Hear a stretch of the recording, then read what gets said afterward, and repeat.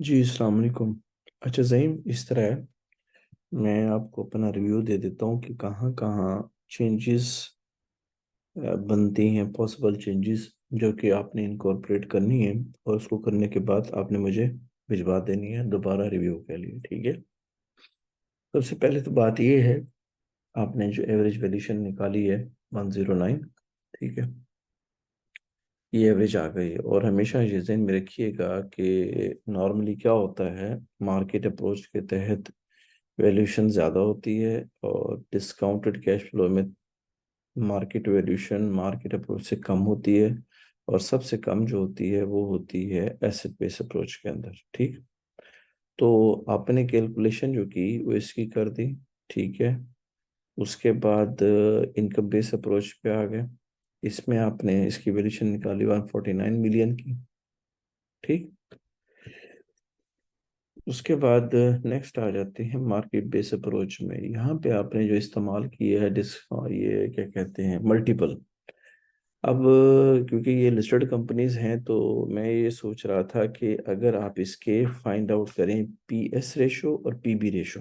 ठीक है। P S ratio और पी बी रेशो।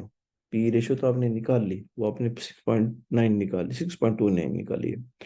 अब आपने क्या करना है कि इस रेशो को आपने मेरे ख्याल में ले जाएं आप 7.5 इस तरह, या 7.6, 7.7 इस तक ले जाएं आप।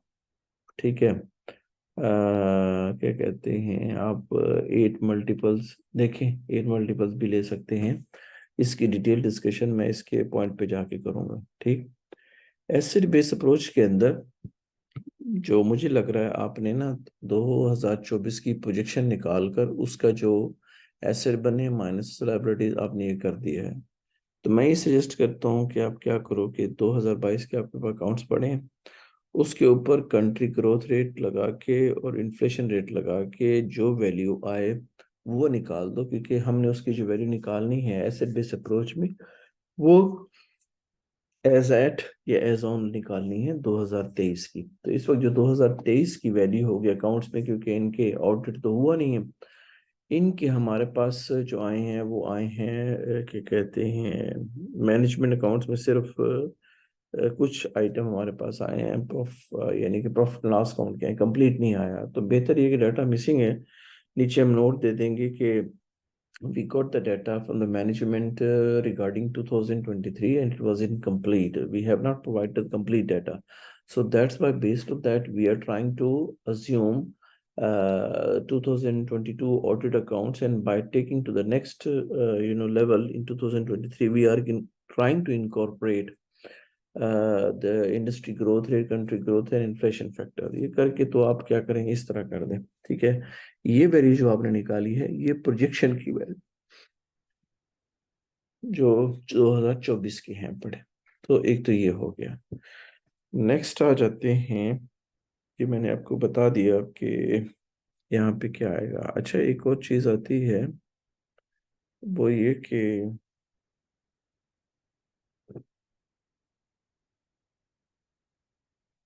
यहाँ पे 6.29 के हवाले से आपको बता दिया।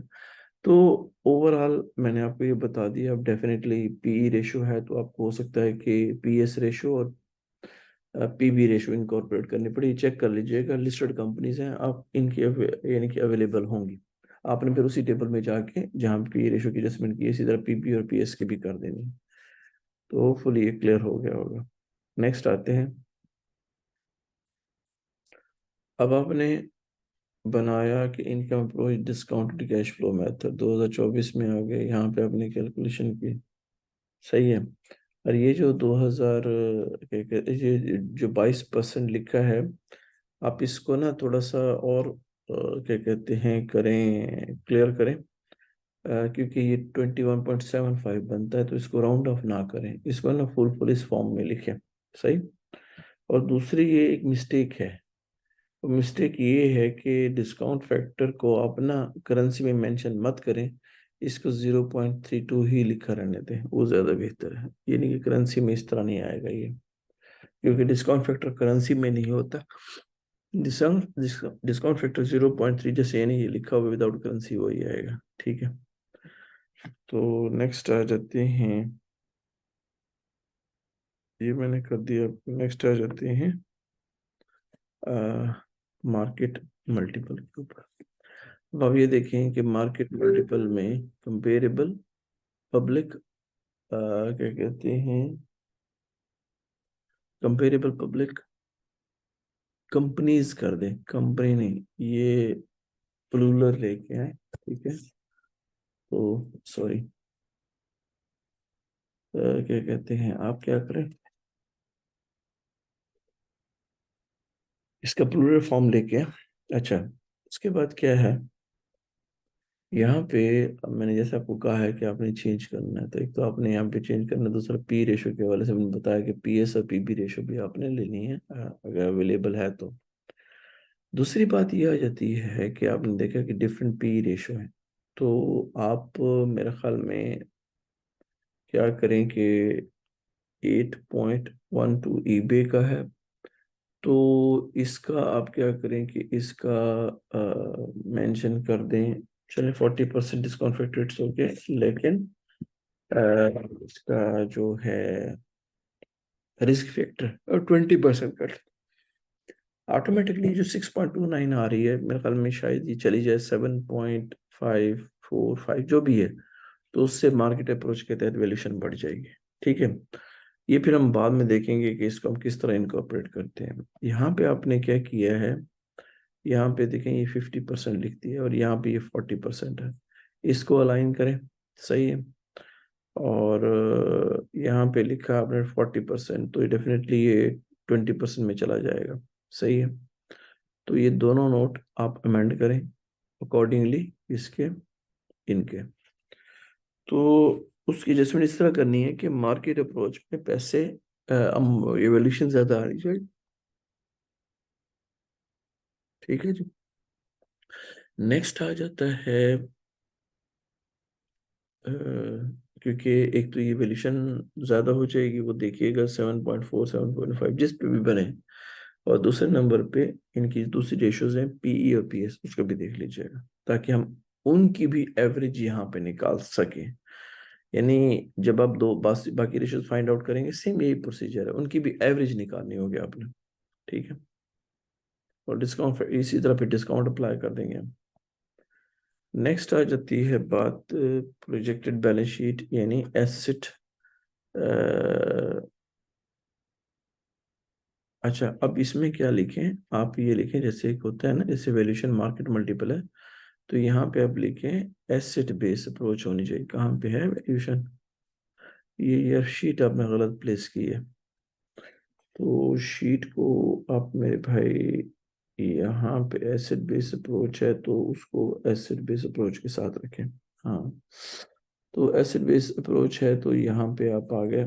अब मैंने जैसे पहले कहा है आपको, ये जो 36 ये आपने इसको बेस बनाया है, प्रोजेक्शन को 2024 के प्रोजेक्शन को बेस बनाया है, तो मैंने आपको क्या एक सजेशन दी है कि आप क्या करें 2022 के लिए,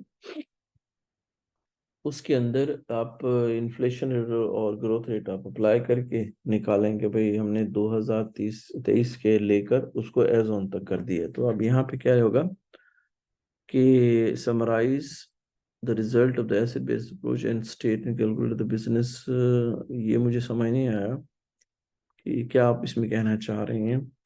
सिंपली यही आप मेंशन कर दें कि we took the assets, total assets and total liabilities based on the 2022 audited accounts, and thereafter that we have applied the country growth rate, industry growth rate, company growth rate to incorporate the growth factor, inflation factor, and okay, and thereafter that the result come up with the net worth of the valuation। तो यहाँ पे ये आपने लिखा है total platform valuation, ठीक है। आप क्या कहते हैं, यहाँ पे जो लफ्ज आता है ना, वो आता है यहाँ पे जो लिखा जाता है नेट वर्थ है, ठीक है।